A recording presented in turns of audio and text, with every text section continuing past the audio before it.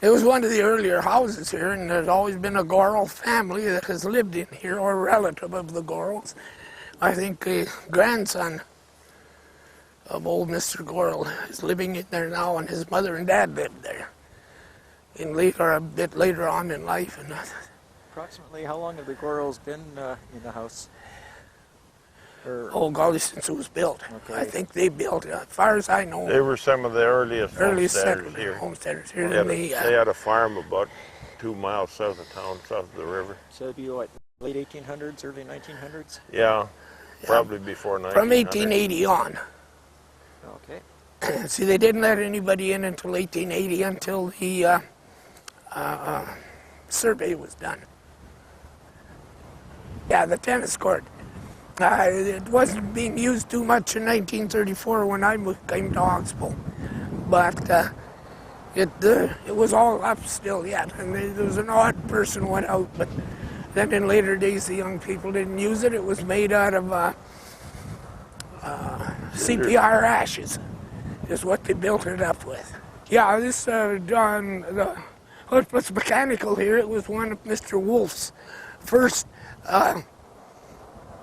butcher shops here, and then he moved on to Main Street later on. Yeah, the end used to be a school hall, and they had a dance hall or a big public hall upstairs in that building. Then there was a hardware on this side of it, and there was a meat market and another store on this side of it. And then we get to where there was a cafe, and it was in there for a number of years, and then it burned. And then they had the bakery there, and now it's used for building supplies and storage. And then we get to the building here that's sort of a double building. The corner one was the drugstore right from the very beginning, and it was probably built before 1900. And the building next to it, it was a bank, and it was built by a Chapel family that had a private bank in that one. The drugstore is still the drugstore today. And then we get over to this side, and that used to be the McKay block on that corner. And it was quite a prominent general store and clothing store. It burned down in 1930, I believe. Yeah. And then it was vacant for a while, and then there was a garage built there by the Pierce family, and they had a garage there until the bank bought it, and then they built their new bank there. And the next building, well, there was 2 or 3 stores along there originally, and Lacoste built that small shop there for a plumbing shop. And garage was built probably at the end of the 20s. It was a subsidiary or people from Estevan come that had Grundine Motors in Estevan. And they built a garage there, and it was run by Leo Moyer for, probably 30 years or more. And finally it's over to a kind of a store now. And the next block up there, there was the first building that was in there was the old school was moved in there. It was a frame building and used as a theater and a furniture store. And now there's a hairdressing place in there now. And up beyond that, there was a big house called Big Mercury House. Was it, Mike? Yeah, the McKay House. McKay House. He built it. Okay. Oh yeah, they had the store here. Yeah. And then there was other residences on up there. And it was the old hospital. Yeah, and it was converted over into a hospital. It was a big residence. Big residence, yeah. 3 stories and 3 floors. The far building, the big tall brick-faced building, it was built by the Walsh family, one of the Walsh brothers. that started on old Alameda up on the hill. And it ended up at a grocery store and then several stores. And then the next block where the next two buildings are, the restaurant and the Oxbow Herald. Also those two buildings were destroyed by fire, and that can be also looked up in the Oxbow history book if you want. This next is the Greer block. It also is an old building, and I don't know now for sure whether the Waltz built it. W.A. Greer built it. It was the man who put up the money. But who the bricklayer was, I don't know. On the left side, or the north side, was the Royal Bank for years, and on the right side was the post office. And then right straight across the street here, this was the... there was a livery stable there originally. And then there's an insurance office and things. And then next was a cafe and jewelry store and things for years. And then the other building is new again too, but it had the first bus depot. We had a Greyhound bus used to come in here until the STC bus was put up. And then the other one is a post office. Was built as the post office, and then just to the north of it was another blacksmith shop, which now has a big stone building in there. It was built in the 50s, I believe. So that's pretty well got that, but this big tall white building here, the third door down, it was the dry cleaners. Fella come up and opened a dry cleaning shop. Okay, where the co-op store is, there was just a big old residence there. The Mercury residence, I believe. And right here on the very corner, just by the power pole, was an old garage, a little old garage at one time.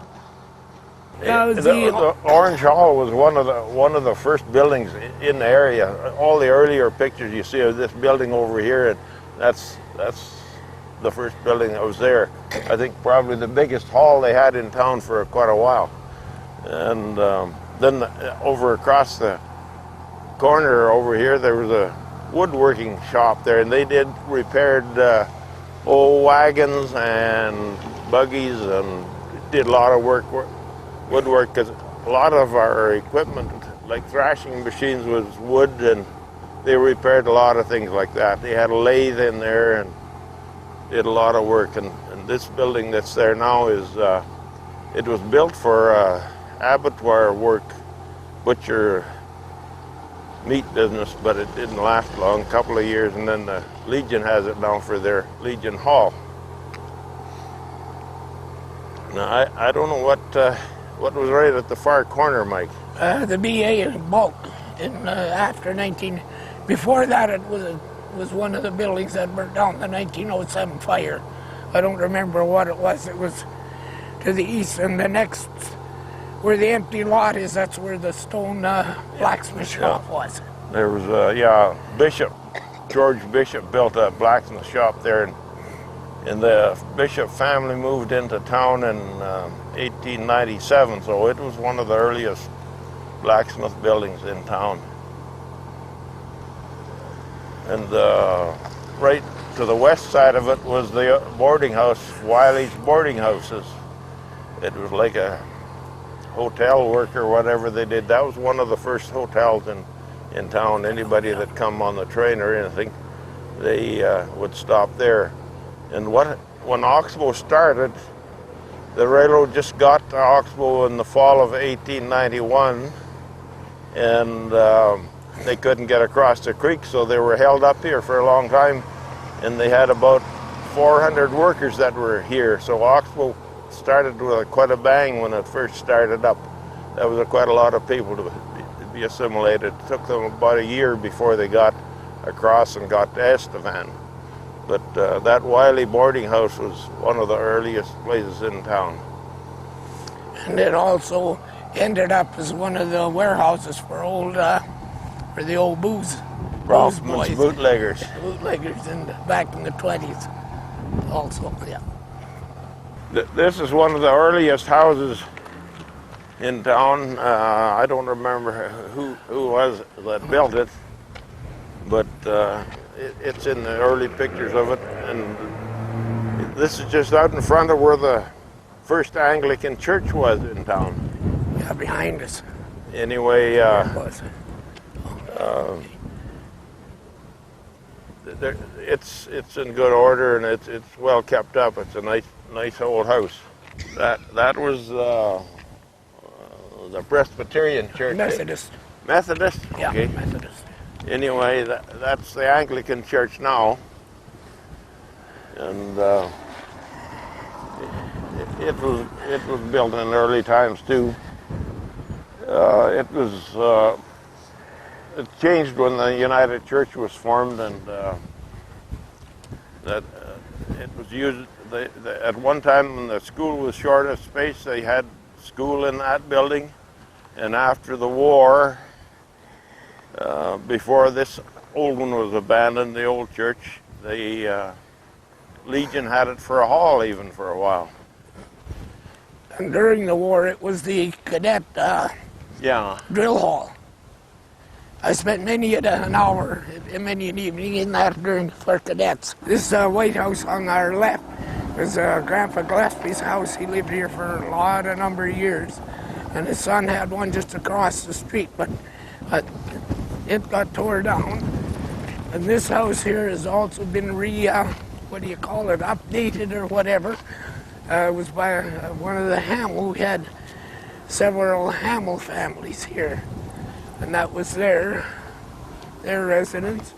And then the next one down here, I don't know, I read somewhere, I think that George Savage, when he retired from the farm, he moved his house in, and he was the town police for a number of years. And he lived there. It's been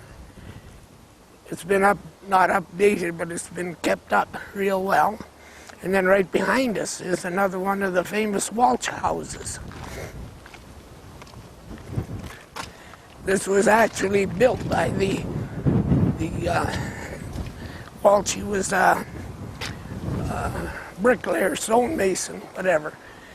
It's had a few little updates done to it, but basically it is as is. And it also, as far as I can remember, it always had this big veranda on it, on two sides. And a lady from one of the Walshes was a doctor in Baltimore, Maryland, and his daughter came down last summer, and we took her on a tour of all these places. Yeah, it's anywhere 1909 to 1914 or more. It was as long as they were here in the area. But this over here behind us is the old lumberyard. That's where the hotel was. And the booze warehouse, I guess they called it. They had a warehouse. And Beaver Lumber had it for the longest time, but now it's in private hands. They were there in 37, I think, the Beaver Lumber started. And when Bronfman's pulled out of here, whatever property they had, they just drove away. They just forgot about what they owned. They just drove away. Yeah, the town would acquire it. Yeah, they'd get a hold of it eventually. And times weren't too good, so it took a while before people would start building again. This is Tommy Dobinson, the woodworker we set down there. This was his house. He lived here with his wife, passed away, and then her sister come and looked after him. And then on the corner where the new house is, just across the street, is where the old Presbyterian church was moved down here and became the Catholic church. And then the Catholics moved down to the other end of the block and built their new church there. This was in the 50s, 60s, 50s anyway. Yeah, something like that. And then the only other old house is this one over here. It was just a residence. It was one of the storekeepers, Perrin Noble, lived there. And he was also became the band director for a number of years. Okay. They were a prominent family in this area. Perrin's father was with the Northwest Mounted Police. He was one of the first policemen that was in this area. One of the originals. Yeah. They had the store just south of the Greer block. They had a hardware store in there for a number of years. And they had that stone building built. And he come originally, and he operated the Dalesboro post office for a while until he come into Oxbow here. And I think that building was built by I think Mr. McIlvaine built the a lot. McIlvaine family, yeah.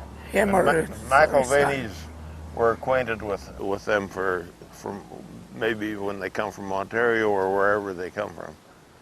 Yeah, he was in town for a long time. And that building's in good shape yet. It's standing pretty nicely. And it must have been built near around 1900. Shortly after 1900.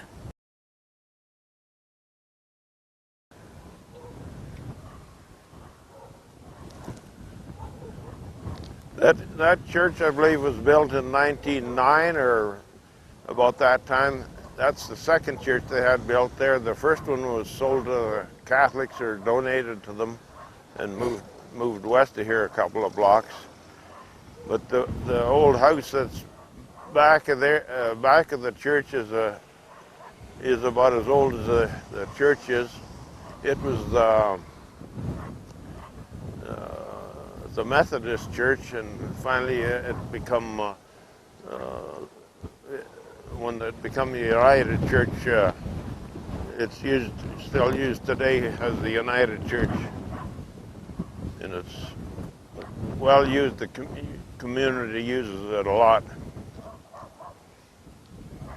And the old manse used to be just north of that, and it's still standing there. Presbyterian manse. It was built right after the first church was built on the corner, and it was built before 1900, and it's still standing. It's a wonder it could last that long. The brick building, it's a Walsh house, and it's pretty well as old as this one is, but it isn't quite as old. It's a few years. It's probably built before 1900 too. This place was always called Doc Brown's place. He was a dentist when I first remember. I don't know, they probably had dentists before him in here, but he must have started close to 1900 when it was built. It's been renovated some, but it's still used today. The big White House is where Harry Wiley, the undertaker, and he had the furniture shop, the theater here. That's where he lived. Him and his family in the big White House. There was an old house here when I first remember, and then Morris Clayman came from Hirsch. He farmed at Hirsch, quit farming, came here and opened an implement shop. And service station. Had the service station. Yeah, and then at that time the highway come right up Main right Street here and went right by here. Turned that way to go to Glenue. And then it turned into the fire hall. It was a fire hall for the longest time until they built the new fire hall. Kaufman had it for a while from after Clayman. But it didn't last too long. But there's an interesting thing on the side here. We'll have to show you there too. It was several businesses in it. This doorway here, the wall. This window was the office, and then there was a wall in here, and they had a dress shop in at one time, and also a cafe. But I don't know which predated the other one. So. Had a lunch counter in there, ice cream parlor. Yeah. Christensen had it for a while, or he run it anyway. But the old school was over on the west side of the fir trees. It was right in there, right up to the thing. And where the new school is where our sports ground was. We had ball diamond. We had about 2 ball diamonds here between those trees and in here for the small kids. And then the other one, the high school, and everybody was over in there, and that's where our track was, where we did our running and everything else, and getting into trouble. And in the northeast corner, they had built a dormitory when they started bringing the kids in from the country school before they had the bus routes. And then the first school was just across the street to the east. They're from the wooden fence north in there, and it was the McLeod store downtown. Yeah, the theater used it. Yeah, They used it as a theater and a furniture store. That Wiley used it. for a number of years, yeah. And he was also the undertaker, so he had storage for caskets and things at the back shed. And the stone one was built, I think, just before 1900 or around 1900. Yeah, the father, Mr. McIlvaney Sr., built the first part of the school, and his son built the other four rooms onto it later on. Yeah. I don't know just when, but about 1909 it was there already. Yeah. The addition on it. It was called the Crosley Cottage. One of the businessmen built that for his mother and dad and his sister or his sister-in-law. They lived there for the longest time. And the first Anglican church was on the lot next to it. And it was built with church and residence and everything built all into one. That house was built about 1900 too, and it's just a wonderful stonework in there. That's a McIlvaney house too, and he had a business for a long time in town and eventually moved out to British Columbia. But he lived to be over 100 years old. I can remember talking to him a few times, even after he was 100. He was a great guy to talk to. He was right here through the times when Oxbow grew up, and that was a great place to be. Yeah, this originally here, all right from the street north, was the agricultural. The half mile was the agriculture grounds from years and years ago. And then it wasn't until they built the new hospital that anything was built in this area. They had a big racetrack here for horse races. I think there was just about a mile track. And there was very little went on the racetrack from when I moved here in 34. The 30s pretty well finished that. And then they built the high school, grade 7 to 12, I believe. And a big auditorium. Big place where they played basketball and stuff and all that. And then there was also a few years later the archery club had north of the school. They had an area that they were allowed to do their archery. Red house over here and green house, red and white, I guess it isn't green. It was a family by the name of Wigmore. He was the insurance agent here and dabbled in real estate and everything. And his daughter, she never married. No, she was a twin. She had a twin brother, and the brother passed away a few years ago. And his daughter, I don't know whether you ever remember. She went back down east and went to school and got a job with CBC. I don't know whether it's a tea-eating house or not, but a lot of the tea-eating houses were built like that. Yeah. You know, with the barn roof. I forget what they call it. Mr. Haynes, the postmaster, lived there for a number of years. And the tea-eating house was a package, wasn't it? Package house on it. You ordered it out of the tea-eating catalog out of Winnipeg. And the order was sent to BC, and they cut the house up, and then it was shipped as a package. Nails, shingles, everything come together, other than the cement work and the bricks.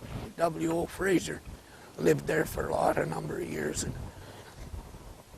And we went to, my two brothers and I went to the United Church Sunday school for a number of years until we had our own Lutheran church.